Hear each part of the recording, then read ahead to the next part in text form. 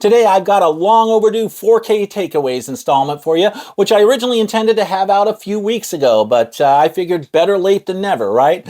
So today I'll be talking about the latest 4K releases of RoboCop 2, RoboCop 2014, Navy SEALs, China O'Brien 1 and 2, and Blown Away. So let's rock this.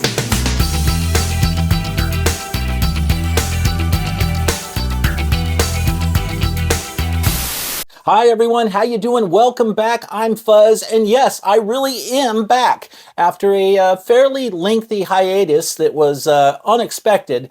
I haven't been around the channel for a few weeks, a month, something like that, and I apologize for being away for so long. In fact, I actually thought I was going to be back a couple weeks ago, and it just turned out to take longer than I thought to get back. But I've just had a lot of stuff going on, a lot of stuff with family and some other stuff happening. I just haven't been able to focus my attention on the channel very much. So thanks for understanding. I won't get into all the details of that, but I'm back and I've got a new episode of 4K Takeaways here for you, a long overdue episode of 4K Takeaways. Of course, I originally intended to have this video out like 3 weeks ago or something like that, and it just didn't quite work out that way. But I had already put all the work into this video, so I didn't want to just like throw that in the garbage.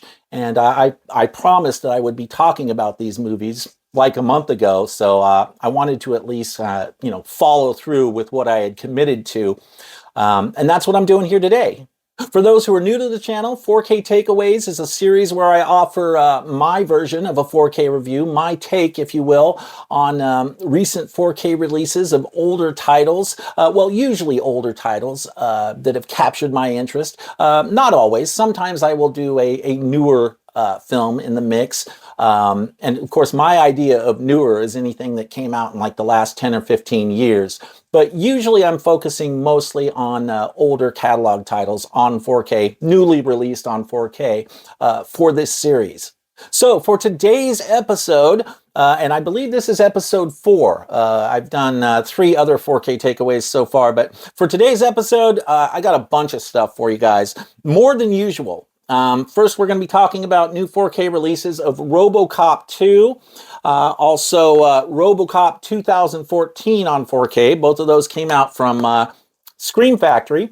And also got a couple Vinegar Syndrome titles in here, the VSU box of Navy SEALs on 4K that I'll be talking about, as well as the box set for China O'Brien 1 and 2. And those were going to be the only ones I was going to do, but because I was so late in getting this video out, I had a last-minute addition that I wanted to throw in the mix, a bonus takeaway, and that is Blown Away, starring Jeff Bridges and Tommy Lee Jones. Great film, by the way. Really enjoyed this one, but of course, I'm getting ahead of myself here. I'll get into this one here in a little bit. Now, before I dive into the meat of the video here, I do have a couple new Fuzz Club members I want to give a quick shout out to. First off, Papa Bless 3673 recently became a Fuzz Club member. Papa Bless, thank you so much for that. I really appreciate it.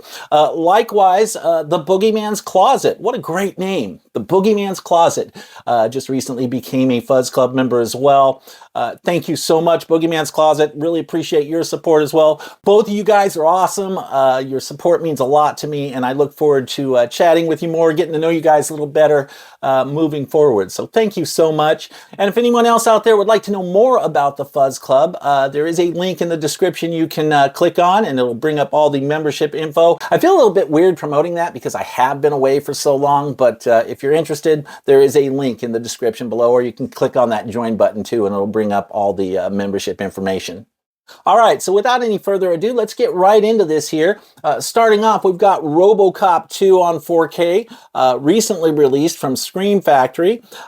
This is a fun sequel. Of course, it's not nearly as good as the first Paul Verhoeven film, but at least we got Peter Weller and Nancy Allen back in action. And if you add to that we still got Phil Tippett on visual effects and Rob Bottin working on the RoboCop suit, as well as Frank Miller on the story and screenplay, and I think you've got some serious bona fides attached to this film. By the way, just a quick side note here. Bear with me if you see me looking down at my notes here. As I move through this, I've got a lot of notes on this stuff, and it's just easier for me to get through this stuff quicker and not have to commit as much stuff to memory when I can just kind of read off of all the notes that I've made for myself. So bear with me, guys. All right, so here's the deal with this 4K. At first, I wasn't even sure if I wanted to upgrade this thing to 4K because I have the old Scream Factory Blu-ray, right? And so I was thinking, do I really need this film on 4K? Because of course it's not as good as the original film, right? And I was like, well, maybe I'm fine with Blu-ray. Maybe Blu-ray is good enough for me. In fact, I even went into this episode thinking I was only going to review RoboCop 2014 on 4K. I wasn't planning on reviewing this or having this in the mix here. So I was kind of chewing on whether or not I even wanted to check this out. And I ended up getting RoboCop 2014 and watching it. And then after I got that, I was like, well, you know, now I want to see the 4K of RoboCop 2. So I ended up getting it anyway. But I had planned to hold off on this. And I was kind of on the fence. I wasn't sure whether I was even going to upgrade it. But had a change of heart once I saw the specs for this, right? And what I'm talking about here is the old Scream Factory Blu-ray here. The source from this was a 2K scan of the inner positive, right? And which, you know, that's okay. It's fine for Blu-ray or whatever. But when I saw the specs on this, when I looked up the specs on this, I saw it's actually a 4K scan, a new 4K scan from the original camera negative. So once I saw that difference between these two, I became a lot more interested in the idea of upgrading this to 4K. And so ultimately I did. You know, I watched RoboCop 2014, then I turned around and ordered RoboCop 2, and I figured, well, you know what, I think I'll just do both of these in this 4K takeaways installment. Plus, if I'm being honest, I figured there would probably be more people who were interested in RoboCop 2 than there would be people who are interested in the RoboCop remake. It just seemed like that made sense to me. So I figured, you know, there's probably, if I just talk about RoboCop 2014 but don't talk about this, people are going to be kind of scratching their heads. It's like, why would you focus on that one but not this one when they both came out during the same week? All right, so let's get into the image presentation here and the audio. Like I said, this is sourced from a 4K scan of the original camera negative, 35 millimeter camera negative. The aspect ratio here is 1.85 to 1, and you do get both Dolby Vision and HDR10 on a triple layer BD100 disc. For the audio, you get a DTS HD Master Audio 5.1 and 2.0 mix, right? So you get two different audio mixes there. This also includes a Blu-ray of the film in addition to the 4K disc, and that Blu-ray is also sourced from the new 4K scan. It's not just the old Blu-ray. Like, they actually gave you a new Blu-ray with the new scan in there, and that is a Region A Blu-ray. All right, so here's the deal on this. Holy shit, does this look good. I was really surprised. I was not expecting this to look as good as it actually does. It absolutely holds up when compared to the fantastic demo-worthy Arrow 4K release of the original film. So I would consider this Scream Factory release to be a worthy companion to that Arrow release, just in terms of the restoration and picture quality. The detail is very sharp throughout, and you can see all kinds of minute features on buildings, on the streets, and other aspects of the city, like the graffiti. The RoboCop suit looks just incredible. I mean, yeah, I mean, that really pops and stands out. Like, when you see the RoboCop suit in this, it's like, wow. And you know, it's super clean and vibrant with tons of depth and pop to it. Yet you still have a light grain presence in this film and a filmic look. You get a nice filmic look, but the grain, if you're not a fan of grain, it's not too crazy on the grain, but that grain presence is very much still there. The colors here are really nice and vivid, and they really jump out at you, especially with the suit, like I said, but in other aspects of the film as well. The colors overall just have this richness to them and this pop that can't be denied. It looks awesome. Now, there are a couple spots here in the film where I do think the visual effects are kind of starting to show their age a little bit. There's one stop motion sequence in particular that I'm thinking of where they were trying to design RoboCop 2, like the actual RoboCop 2 unit, and and they failed a bunch of times trying to design a second RoboCop. And so there is a sequence where they kind of go through all the failed experiments, and there's some stop motion and stuff there that looks a little bit rough. You can tell it's like a little bit lower resolution, like there's a generational loss of quality there. Just due to how the visual effects were created, how they were composited, and how the film was made in general. So there are maybe a few things in this that don't translate to 4K quite as nicely as we would like to see. And of course, you still have to allow some tolerance for the RoboVision sequences, right? Where you get RoboCop's firsthand point of view. Right? Those are stylistic choices, and it's just part of the way the film is supposed to look. But I just consider any of those minor flaws in terms of how the film is aged, I just consider that to be things that are part of the charm of the film, right? A kind of a snapshot in time, a window back into the movie-making techniques of that era. But overall, I do think this image looks remarkable, dare I say even dazzling. It truly is a stunning image. I definitely think this restoration is on par with the Arrow restoration of the first film. I wouldn't quite call it a reference disc, though. I mean, it's close to that. I wouldn't quite call it a reference disc, but I do think this 4K is very impressive, and it blows away the previous Scream Factory Blu-ray that was sourced from an Interpositive. At least you actually get the full meal deal here, 4K scan of the original camera negative, and I do think it is a noticeable upgrade. So if you want this film in the best possible picture quality available, this is what you want to get. Okay, let's move on to the special features here. This does have a great set of bonus features, though I think most of them were carried over from this previous Blu-ray release. There may be a new commentary track or something on this. I haven't looked at it that closely because I don't really pay a whole lot of attention to commentary tracks. So you won't usually hear me talk a whole lot about those because I just am not a big commentary track kind of guy, right? I like making ofs and retrospective documentaries, so that's what I'm always looking for in special features. But there is a cool Scream Factory making of RoboCop 2, which is about 32 minutes, and there's also an additional featurette that's just on the effects for the film, and that's another like 30 minutes on top of that. You know, you learn more about the stop motion, and you got Phil Tippett in there talking about how he did what he did.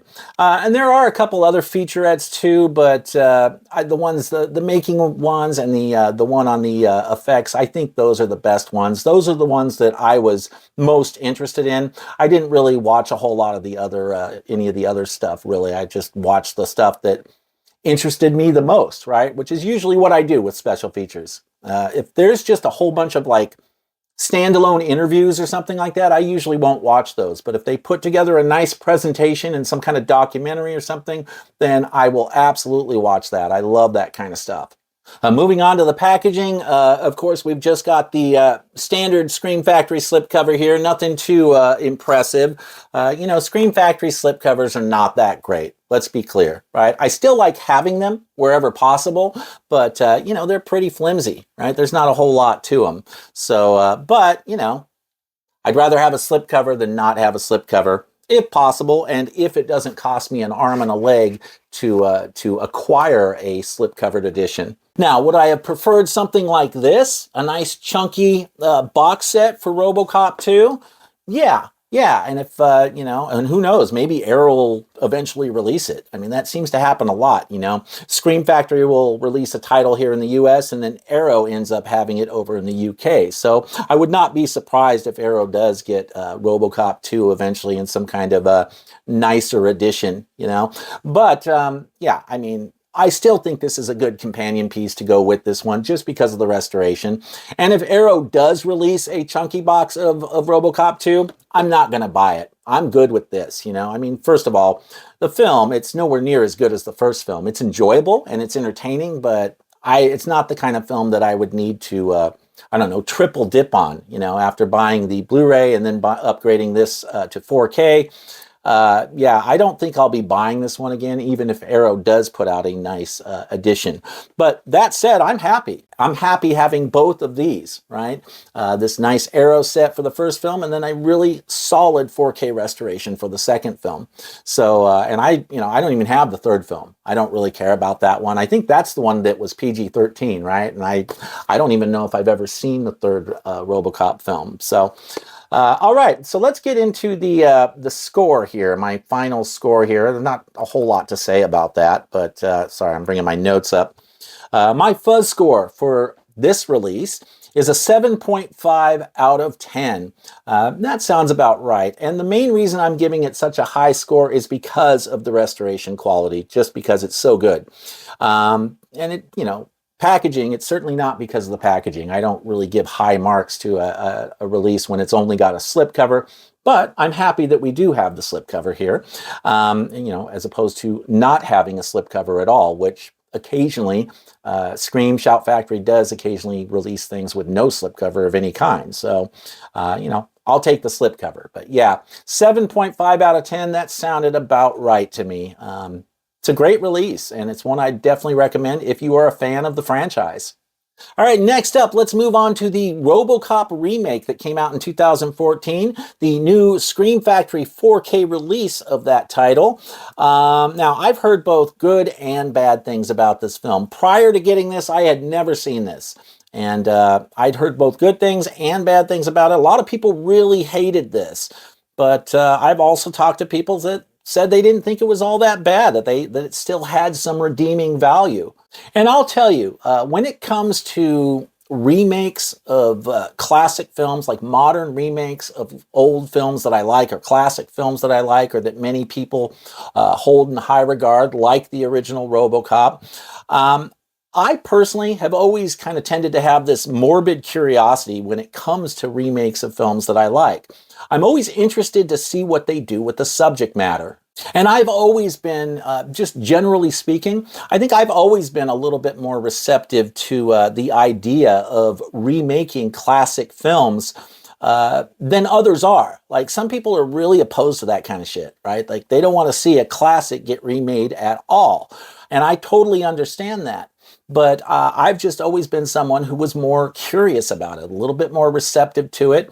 That doesn't mean I like every remake that comes out. There's a lot of crappy remakes out there. That is true, right? But there have been some remakes that I think are not too bad, and are at least worth taking a look at. And the reason I've typically been more receptive to at least checking out remakes is because I want to see how they handle the topic for a newer modern audience. That stuff can be kind of fascinating to see how they try to hook the next generation on the classic or the subject matter of a classic film like the original RoboCop. My attitude towards remakes like this is I always try to go into these things with an open mind. I try to keep an open mind. I try to detach myself from the original source film, right? And I try to view the remake of the film from the perspective of someone for whom the story itself is relatively new. Like, maybe they haven't seen the original film, and so the whole concept is relatively new to them. And so I try to view the film, when I'm watching something like this, I try to view it through that lens, to try and imagine how this would look to someone who'd never seen any RoboCop movie before, and would they actually end up liking it? Essentially, I try to watch the film from the perspective of a modern audience, right? And try to put myself in their shoes, right? And a lot of times I'm able to appreciate certain remakes where others might not necessarily be able to, right? So sometimes it works out, sometimes it doesn't. So what's the verdict? Well, I thought this was a decent remake. It wasn't incredible, right? It's not an incredible film, but I respected what they were trying to do with this remake, and it was entertaining. I did find it entertaining. Plus, it certainly helps knowing that the director of this film himself was a huge RoboCop fan, and he actually asked to take on this project, right? Because he was such a big fan and wanted to pay tribute to the franchise in his own way. He really wanted to pay tribute to it while still being able to do something a little different with it, and maybe adapt it for a more modern audience. And that's exactly what he did. And I think that all things considered, he did a pretty good job. Especially, I mean, I wouldn't have wanted that task as a director. I would have been scared shitless to try and do a remake of RoboCop, but the guy had some balls, let's face it, and I thought he did a decent job. Now, I get it that this remake is not necessarily going to be for everyone because the tone here is quite different. Overall, it plays as a more serious film than the original RoboCop. It doesn't have the over-the-top satirical edge and wit to it that the Paul Verhoeven film did. They do try to throw in some subtext and work with the media angle. You got Samuel L. Jackson playing the establishment propagandist with his popular news show, right, that everybody watches. The Novak Element, I think that's what it's called, and there is some humor in Jackson's performance, but it lacks the edge and the bite to it that the Verhoeven classic had. It's got a great cast, though, and that's another reason my interest in this release was piqued. We get Gary Oldman here, we got Michael Keaton and Samuel L. Jackson, as I mentioned, with Joel Kinnaman in the lead role. And I was definitely curious to see what the cast did, what this particular cast did with the source material. So it was kind of, again, morbid curiosity. I just had to see what they did here. And if you bring in heavyweights like Michael Keaton and Samuel L. Jackson and Gary Oldman, well, that's definitely going to capture my interest and at least make me want to see what the whole thing's all about, see if it's any good. But overall, I enjoyed the film and I certainly don't regret picking it up. I wasn't sure how I would feel about this. I wasn't sure if I would even like it. And admittedly, I took a bit of a gamble here on this. But my curiosity got the best of me. And of course, it helps that it's on 4K because, Scream Factory has a good track record of doing a great job with their 4K releases. Okay, so let's get into the image presentation and audio. They created a new 4K master here from an existing 2K digital intermediate. This film was actually shot digitally in 2.8K with some shots using a 5K camera. But keep in mind, this is an upscale from a 2K digital intermediate. The aspect ratio here is 2.39 to 1. You get Dolby Vision and HDR10 on a triple layer BD100 disc. The Blu-ray is, the included Blu-ray that comes with this is Region A.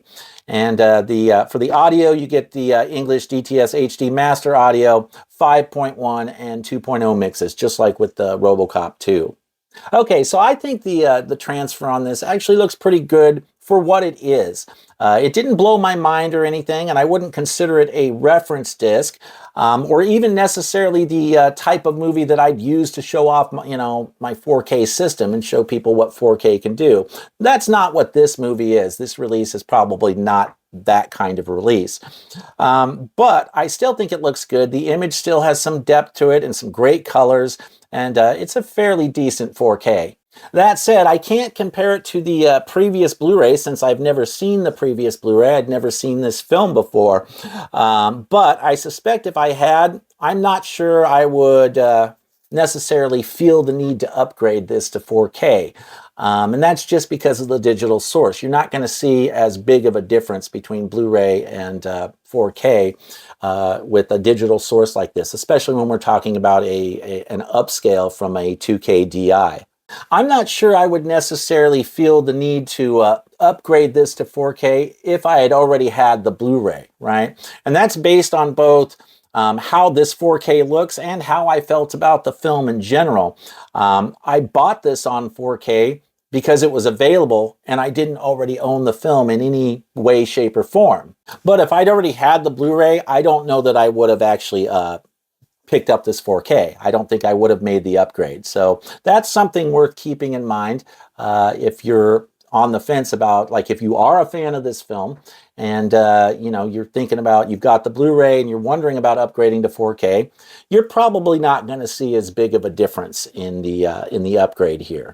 I mean, I'm sure there's an uptick in detail over the previous Blu-ray and some marginal improvement to the image because of the HDR. But in watching this 4K, I just didn't get the impression that this would necessarily be a night and day difference compared to the Blu-ray. All right, so let's talk about the special features here. Honestly, there's not a whole lot in the way of special features, or at least special features that I'm interested in. But there is a short, like a three-part making of documentary. I think the three parts, if you put them all together, it's like 20, 25 minutes total. So it's not really long, but it does provide some interesting insight into the film, like, you know, learning about the director and his passion for the original Verhoeven film and how he tried to do something a little different while also being respectful of the original classic. This documentary just kind of gave me a different perspective on what the director was trying to accomplish with this remake and why he took the approach that he did. You do get some deleted scenes and some theatrical trailers and other stuff, but really the only thing that I really cared about here was there's not a whole lot of special features, and the one that I really cared about was that making of documentary. Moving on to packaging, again, it's Scream Factory, right? So just a slipcover, just the standard slip there, right? So I'm not going to give them a lot of points for that. Nothing too exciting here with the packaging, although, again, I do like the fact that it came with a slipcover. You know, if I can get a slipcover, even a Scream Factory slipcover, I would prefer that over not having the slipcover. I do like the artwork, though. I like the white. It's got a cool, kind of a cool look there. So, all right. So for my fuzz score, I'm going to give it a 6 out of 10. And I don't know, that might even be a little bit high. I'm still kind of like questioning that and second guessing myself, even as I'm talking about it here. You know, it's a decent, competent restoration. The 4K looks decent, and it was a fairly entertaining film. It wasn't mind-blowing or anything like that, but, you know, if you're a fan of the film, I would say it's probably worth picking up if you don't already own it on Blu-ray. But yeah, I don't know, 6 out of 10 sounded about right for this. You know, I maybe could have even gone a little lower, like a 5.5, but I'll go ahead and stick with 6 here for this release. By the way, if you're enjoying the content on this channel, do me a favor and please consider subscribing to the channel. And if you do, don't forget to activate that notification bell as well so you can be informed, alerted whenever I'm posting videos that you might dig. Also, don't forget to like the video as well. It really does help with the channel's visibility, helps with the algorithm. Thank you so much for your support. I really appreciate it. All right, next up, we're going to move on to some Vinegar Syndrome action here, and I've got Navy SEALs on 4K, the VSU box here. I love these VSU boxes. I was pretty excited about this particular film getting a VSU box because I'd never seen this film, but it's one I'd been wanting to see because you know, I'm a big Michael Biehn fan, and so I've been on a bit of a Michael Biehn kick lately. You know, Kyle Reese from Terminator, of course, Hicks from Aliens. I love Michael Biehn, and so I've been wanting to add more of his titles, more movies that he's in to my collection, and this is one that I had been meaning to check out, but had just not gotten around to. So when Vinegar Syndrome announced that this was coming out on 4K in a nice, like, royal deluxe treatment like this, I was pretty excited about it. This has also got Bill Paxton in it, which is another reason I wanted it, because I've also been on a bit of a Bill Paxton kick and trying to acquire any movies that he's in that that have captured my interest, right? So you got Michael Biehn in this, you got Bill Paxton, Charlie Sheen, one of the main roles here. It's really, and Dennis Haysbert too. You remember him, the Allstate commercials? I don't know what else he's been in. I think he was in Heat, one of my all-time favorite movies. That was Dennis Haysbert, isn't it? Yeah, so he's in that as well. So yeah, a really cool cast, and I thought it was a pretty fun movie. I had a good time with this one. But honestly, I was kind of hoping I would like it a little bit more than I did. Now, that doesn't mean I didn't like it. I did like it. I thought it was entertaining, but I didn't like it quite as much as I was hoping I would. And who knows, maybe I'll feel differently about that the next time I watch this. It was, after all, the first time viewing, and first time viewings can be deceiving sometimes, right? I mean, there's nothing wrong with this, right? It's still very entertaining, and I'm glad that I picked it up. I'm glad I have this in my collection, but I just didn't quite like it as much as I was hoping I would, given the cast. You know, when I saw the cast, I was like, oh, this is gonna be fun. I can't wait. So I'd say the movie for me was probably about a 6 out of 10. Just the movie itself, like in terms of what I thought of the film.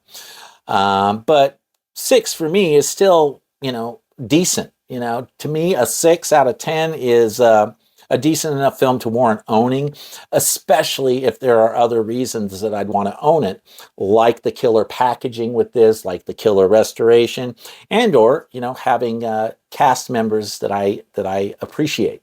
All right, so let's get into the image presentation here. This is a 4K scan from the original 35 millimeter camera negative. You only get HDR10 here, no Dolby Vision, and you've got an aspect ratio of 1.85 to 1.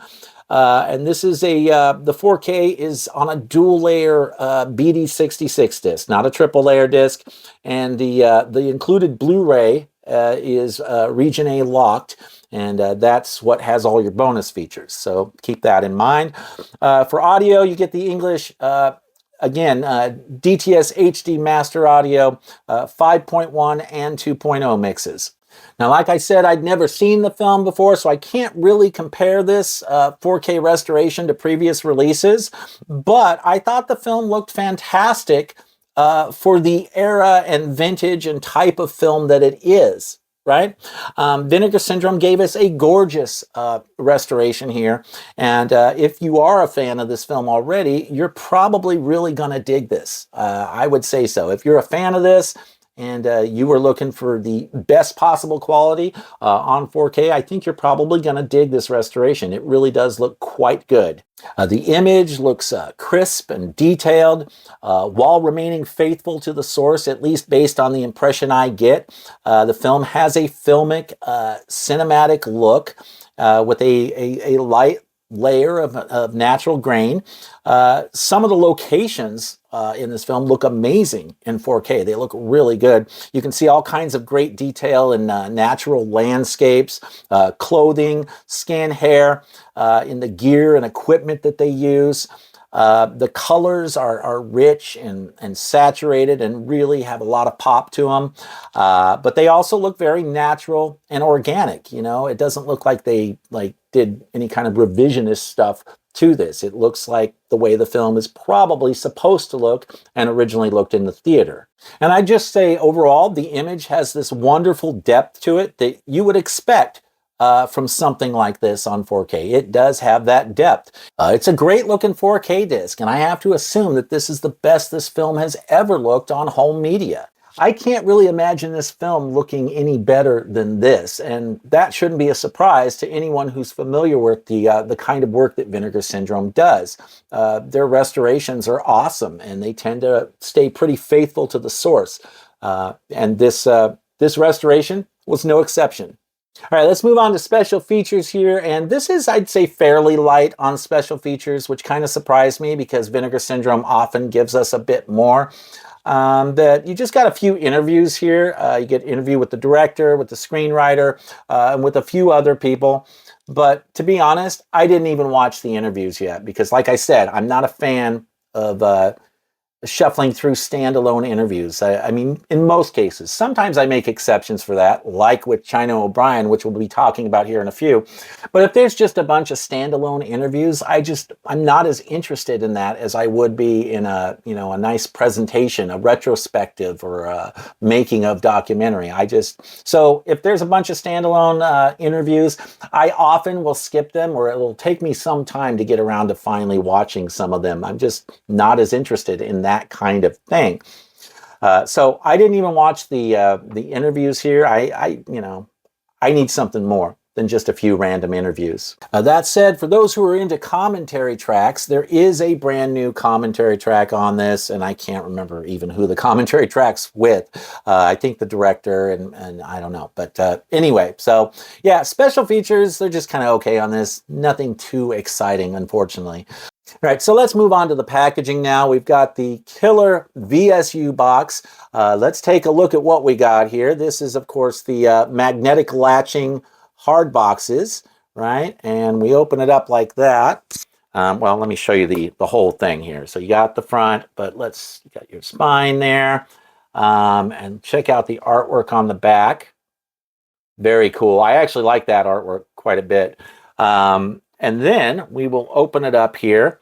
When you open it up, you got the whole golf stuff there, but Got our ribbon here to take this out.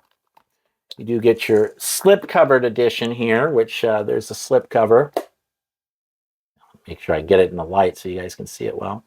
And it's pretty, not a bad slipcover. You know, it's, of course, the good quality slipcover that Vinegar Syndrome always offers, a little thicker paper stock. And then we'll take this out here. You do get reversible cover art, which I always appreciate. Very cool. And then, of course, all your stuff on the back there. I don't know if you guys can see that, but you can pause it and try and zoom in if you want to check it out. I just love these VSU boxes, right? I have said before, I'm a huge fan of Vinegar Syndrome's VSU boxes. This is one of my favorite types of packaging out there. Let's see, also comes with a little book inside there, which you get to, this is always hard to do on camera. It's a lot easier for me to thumb through stuff, you know, when I'm looking at it. You got some pictures, but got some essays in there and whatnot. So yeah, let me put this back. Let me show you the inside of the VSU box. Saw this side, but you got this. There's the whole inside right there, the ribbon and everything. So very cool. You know, I love this kind of packaging. This is one of my, like I said, one of my favorite types of packaging out there. So you just can't go wrong with these VSU boxes. They are so, they're classy and they're elegant. And that's why I like them. Classy and elegant. So yeah. All right. So my score for this release, this was kind of a tricky one to score because I love the packaging and the restoration, but maybe the special features weren't quite as good as I was hoping. So I went ahead and gave this a 7.5 out of 10. Because I mean, that sounds about right. Really solid restoration here and really incredible packaging. And that's the main reason it's so high. But it's not any higher because I was hoping that we'd have a little bit more for special features. And just because, you know, I didn't quite like the film as much as I thought I would, even though I did like the film and was entertained by it, but that's more of a personal thing. I think that probably I shouldn't really even be factoring into my scoring, but I guess I am anyway. So, but yeah, so 7.5 out of 10. Really, it's the packaging and the restoration that make this a sweet pickup, I think, if you're a fan of the film. So yeah, if you are a fan of the film, I'd recommend picking it up. You know, it's definitely worth owning if you're a fan of the film and you're looking to upgrade to 4K. I don't think you can go wrong with this, but just keep your expectations realistic about the special features. So yeah, Navy SEALs from 1990. All right, next up we have another Vinegar Syndrome release, a fun little double feature, also from 1990, and I'm talking about China O'Brien 1 and 2. Now, I'll admit, I'm relatively new to Cynthia Rothrock's work, and frankly, the whole martial arts genre overall, right? It's only been within the last 1.5 to 2 years that I really started to take an interest in these types of films. So I have to preface my comments here by acknowledging that I'm still a noob, and there are a lot of films in this genre that I still haven't seen yet. Right? There's a lot that I still have yet to explore. But this is one release that I had been hoping for and was really looking forward to once they announced it, because I'd heard good things about these films. But I seem to remember that I wasn't able to find them on Blu-ray, or they were out of print, or if they were available on Blu-ray, it was, you know, like an arm and a leg, cost an arm and a leg to pick them up. So I can't remember which one of those things it was, but I seem to remember I had some issues trying to find these films on Blu-ray, and they may not have ever been available on Blu-ray. I don't know. I haven't really delved into research this at all. But, you know, when this came out, I was pretty excited about it. But now, of course, we have 2 editions out there on 4K. We've got the Vinegar Syndrome edition, and I believe a company called Eureka put it out as well. I can't remember where Eureka is located. Are they Australia or are they UK? They may be UK. I can't remember. But, of course, I'm in the US, so Vinegar Syndrome was going to be my jam, right? Always go with the Vinegar Syndrome releases wherever possible. So this was a blind buy for me. I had never seen these films, and I ended up really liking them. They were exactly what I was looking for and hoping for with these films, right? They're cheesy and not exactly the best writing, and I don't think anyone would claim that Cynthia Rothrock's acting is on par with someone like Meryl Streep or Jennifer Lawrence or whatnot. But I'm not watching these films for the acting or even the writing, right? I'm watching these films for the fight sequences and the really cool stunts. And the martial arts sequences in these films are a hell of a lot of fun. I had a blast with these movies. You know, I don't need some killer script or amazing acting or anything like that when I'm looking for a martial arts type film or a fun, martial arts action type film. I don't need the acting to be top notch. I don't need the writing to be top notch. I just want some really good action. I think most of us who watch these films and appreciate these films, we're there because we're looking for the same thing. Now, I will say I like the first film a little more than the second film. I think the first film is the better film of the two, but I know they filmed both of these concurrently, like at the same time.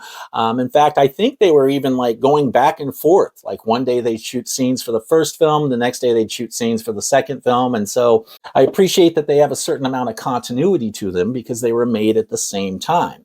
And on a personal note, one thing I really liked about the first film, and is probably the reason I liked the first film more than the second, is that it had the first film has a pretty significant election politics angle, like a political device that they add to the story that really resonated with me personally. Now, this is not something I usually share on the channel because it's not necessarily the most appropriate place for it, but politics is kind of my thing outside of YouTube. Like that's my background is in politics, and I don't talk about it on the channel. But the fact that this had that political angle, that's I think part of why the film, the first film in particular, resonated with me so much. I just really like what they did with the storyline in the first film. I thought it was cool and frankly kind of timely as well, given that we have an election coming up this year, a big election this year in the U.S. And when you see the story, when you see the first film, you'll understand that it's kind of timely that this was released during this year, I think. Both of these films were directed by the legendary Robert Klaus, who directed Bruce Lee and Enter the Dragon. So that's like a pretty serious bona fide right there, right? And I believe this was Cynthia Rothrock's first American debut, right? Her first American production, where Golden Harvest was actually trying to break her into the American markets because when she first started out, she was getting a lot of work in Hong Kong. Like I think she was bigger in Hong Kong before she ever became known here in the States. She just wasn't really well known in the U.S. at that time, and I think this is the film that kind of broke her into the American market. The film also stars some other martial artists like Richard Norton, a frequent Cynthia Rothrock collaborator, and then also Keith Cook as well. And the three of them, once they get going in these films, it's pretty awesome to watch. Okay, so let's get into the image presentation and audio here.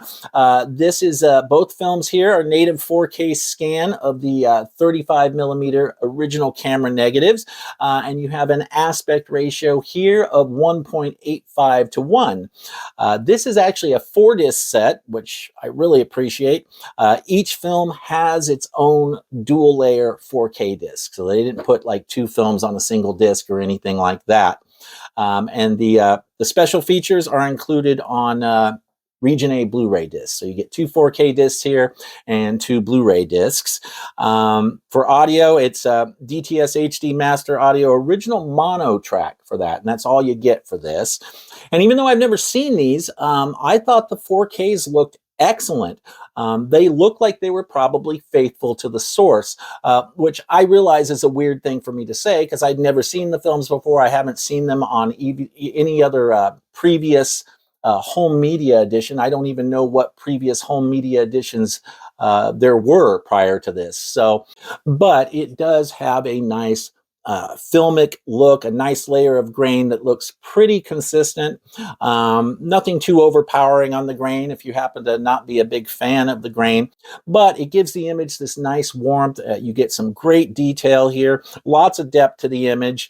The colors pop like you would expect on 4K. That's one of the great things about 4K and HDR is you get lots of pop to the colors.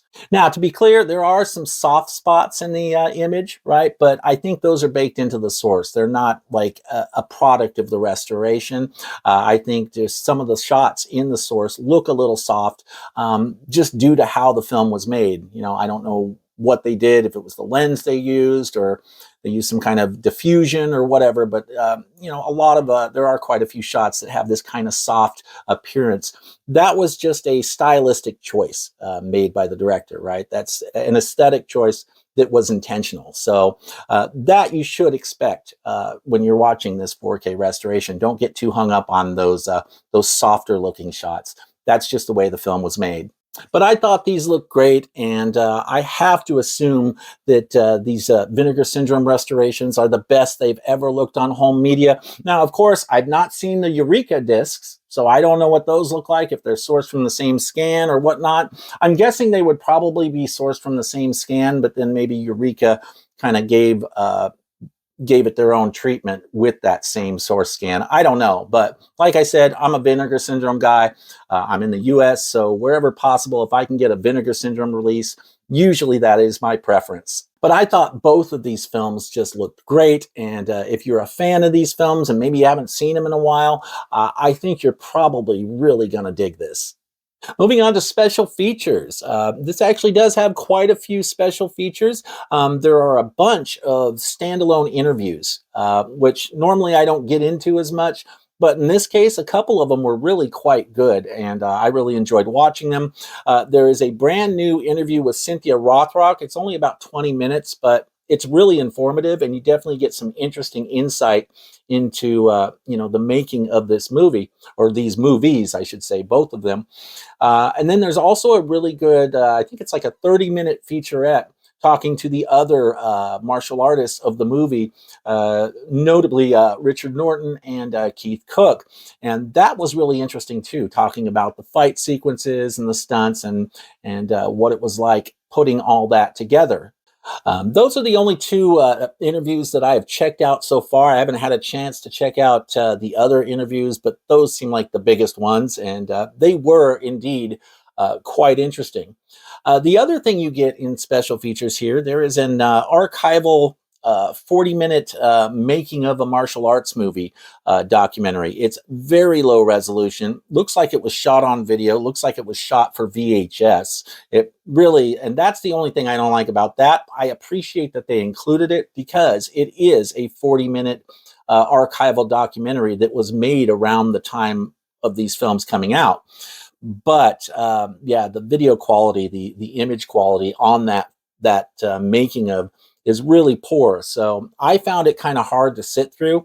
And usually I can handle, standard definition for like an archival documentary like that. But in this case, I didn't get through it because I was like, man, this is really hard to watch just because of the poor resolution, the poor quality. But I appreciate that Vinegar Syndrome put that in here, included that in the mix here. It's a neat little piece of history to have. So yeah, some decent special features here, and I got to say, it does seem like Vinegar Syndrome delivered on the bonus content with this particular release. All right, let's talk about the packaging here real quick. This is not a VSU box set, so you don't get the magnetic latch, but it is one of their cool box sets. You get a nice rigid hard box here, the chunky box, if you will. Go ahead and check that out here. All right, and then let's take a look inside here. I always like how they have this little notch cut out here, so you can they do that with a number of their releases where you can pull it out like that. Very cool stuff.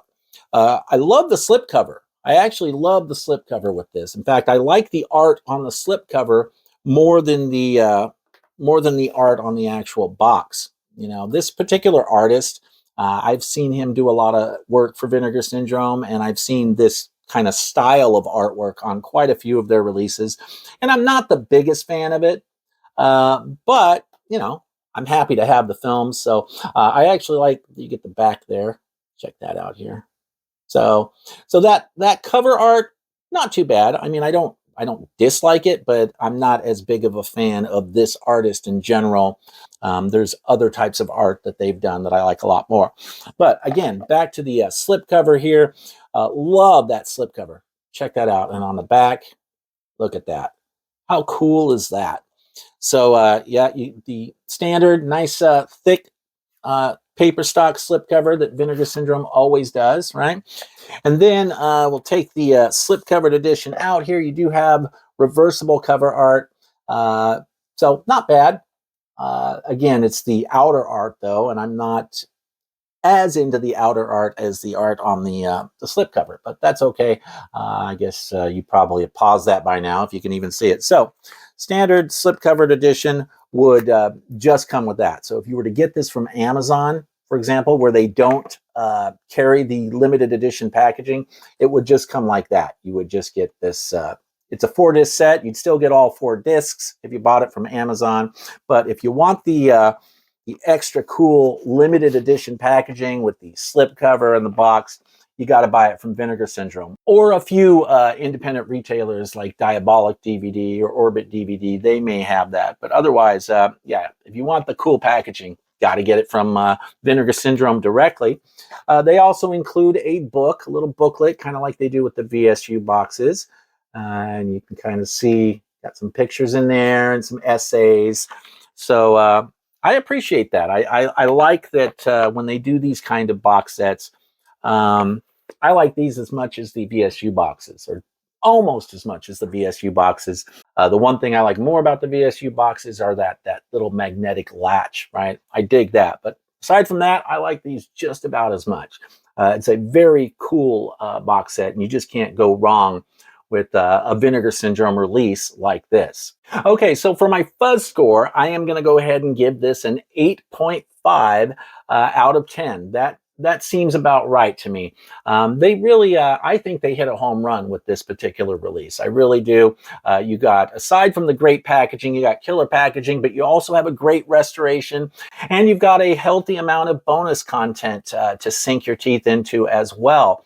So yeah, it's just a great release all the way around. 8.5 out of 10. Yeah, that sounds about right to me.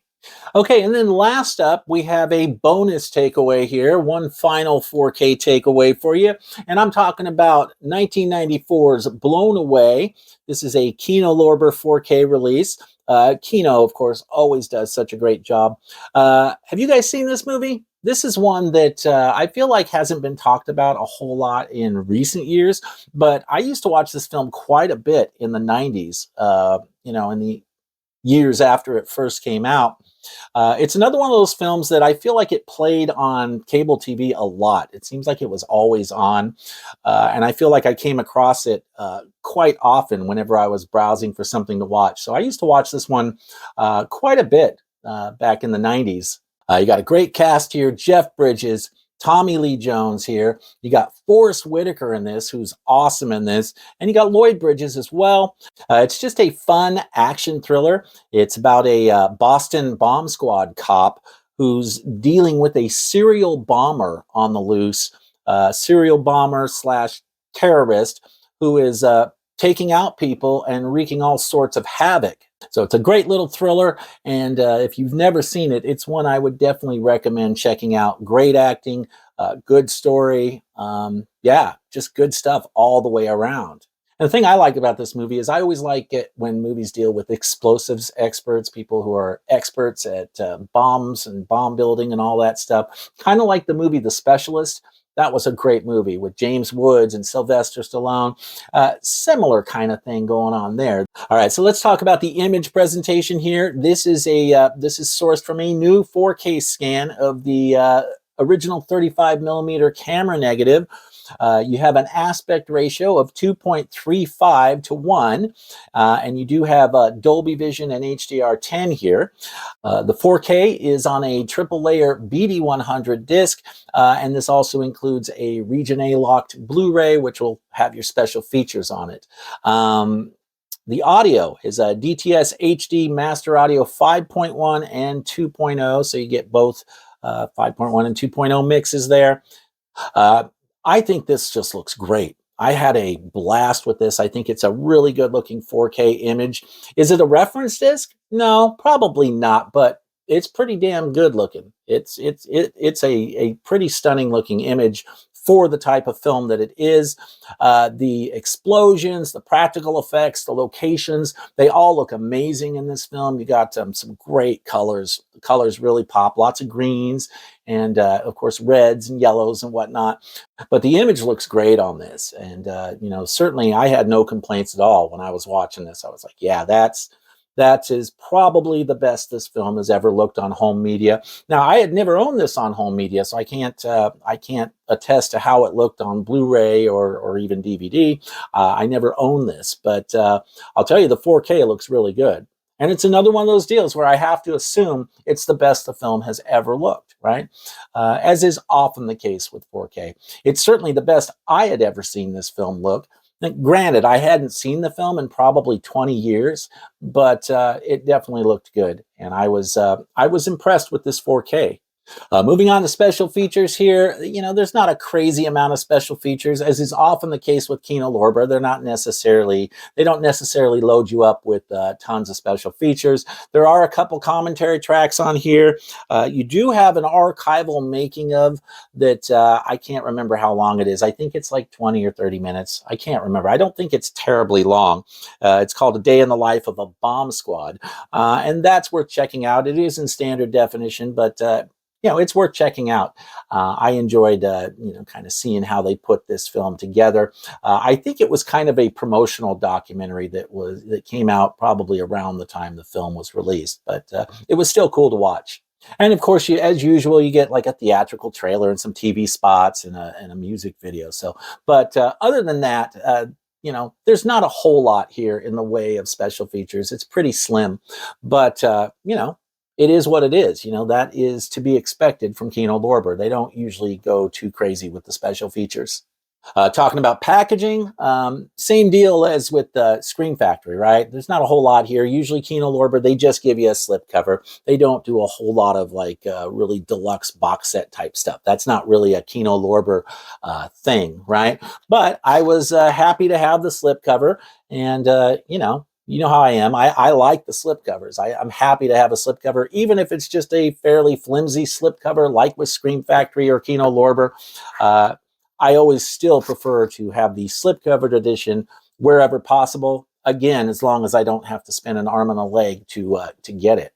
All right, so let's talk about the fuzz score here. I think for this one's kind of tricky because the restoration was really good, but you know, the packaging and special features aren't like incredible, right? But I think I'm still going to give this one a 7 out of 10, weighting it heavier on the restoration. You know, that's the main reason that I'm giving this the high marks. Plus, I just like the movie, right? But 7 out of 10, primarily because of the solid restoration. Anyway, if you've never seen Blown Away, this is one I would definitely recommend checking out if you're a big fan of action thriller movies, especially if they involve explosives. Yeah, this is one you definitely should check out when you get the chance. So yeah, Blown Away. Okay, so that about wraps it up for my latest edition of 4K Takeaways. Let me know what you think in the comments below. Are any of these films of interest to you? Have you been thinking about picking these up? Or have you already picked any of these up? If so, what did you think? I always love chatting with you guys, so make sure you leave some feedback down below. A quick note about what's coming up in the future. Because I have been away so long, I figured you guys might want to know a little bit more about what I've got on the horizon, my plans for the next couple weeks. First off, you guys may remember I actually did a survey about, I don't know, a month and a half ago, asking you guys which ideas for back to basics videos you guys like the most. I think I had 4 or 5 ideas in that list, and asked you guys to choose the ones that the idea that you like the most. Well, I'm actually going to start whittling away at that list. I will start with the first 2 or 3 ideas that got the most amount of votes. And then I'll work my way down from there. Over time, eventually, I'm not going to do a ton of back to basics videos all at once, but I will work on the top 2 vote getters from that list. And the first one is going to be the back to basics video on Discrot. You know, the idea of disc rot, is it a thing? Is it something that can be prevented? You know, is it really even that big of a threat? That's going to be coming up, I think, sometime next week. I also have another 4K takeaways I'm going to be working on here. I've just got a ton of new 4Ks coming in. In fact, I may have 2 new 4K takeaways videos that I'm working on in the next, I don't know, 2 to 3 weeks, I think, probably next two weeks or so. And then I also have some other stuff coming as well. I've got another list video coming out. I haven't done a list video in a while, but I'm going to be talking about my blind buy regrets, my top 10 blind buy regrets. Movies that I regret adding to my collection. Doesn't mean they're bad movies. It just means that I'm not sure if they were the best fit for me and my particular tastes and the way I like to curate my collection. So those are some of the videos that I'm going to be working on for the very near future. So keep your eyes open. Stay tuned to the channel. Those will be coming very soon. Don't forget to like the video and subscribe if you're not already subscribed. Thank you so much for watching today, guys. I really appreciate it, and I'll see you soon.